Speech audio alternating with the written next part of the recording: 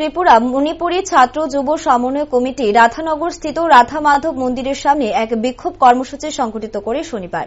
ত্রিপুরা মণিপুরী ছাত্র যুব সমন্বয় কমিটির যুব সম্পাদক পবিত্র সিংহ বলেন, এই বিক্ষোভের মূল উদ্দেশ্য হল মণিপুরের মানবাধিকার কর্মী বাবুল লুইতংবাড়ির বক্তব্যের পরিপ্রেক্ষিতে মণিপুরের সংবিধান বহির্ভূত শক্তি বিজেপি ও আরএসএস তার বাড়ি ভাঙচুর করে, পাশাপাশি চাপ সৃষ্টি করে উনার বক্তব্যকে পরিবর্তন করিয়েছে। কেবলমাত্র বাবুল লুইতংবামি নয়, মণিপুরের বিভিন্ন গণতান্ত্রিক এবং ধর্মনিরপেক্ষ যে সামাজিক সংস্থা নেতৃত্বরা রয়েছে তাদেরকে কণ্ঠরোধ করানোর চেষ্টা করা হয়েছে বলে অভিযোগ করেন তিনি আরো বলেন, গত ৫-৬ মাস আগে মণিপুরে মেইতি এবং কুকি সম্প্রদায়ের মধ্যে যে জাতিগত সাম্প্রদায়িক দাঙ্গা শুরু হয়েছে, তখন থেকে মণিপুরে গণতন্ত্রের নিরন্তর হত্যা শুরু হয়েছে। সেই নিরন্তর হত্যা এবং সামাজিক সংস্থার নেতৃত্বদের বাকরুদ্ধ করার প্রতিবাদে এদিনের এই বিক্ষোভ ধর্ণা বলে জানান তিনি।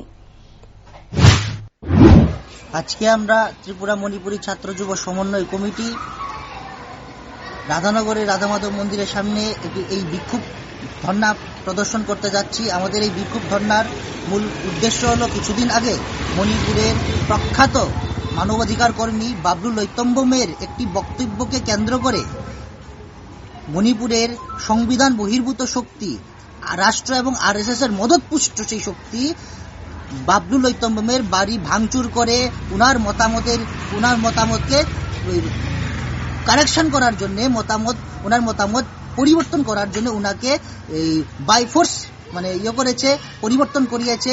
এবং শুধু বাবলু লুইতংবাম নয়, মণিপুরে বিভিন্ন গণতান্ত্রিক এবং ধর্মনিরপেক্ষ যে সামাজিক সংস্থার নেতৃত্বগুলো রয়েছে তাদেরকেও কণ্ঠরোধ করা হচ্ছে প্রতিনিয়তই।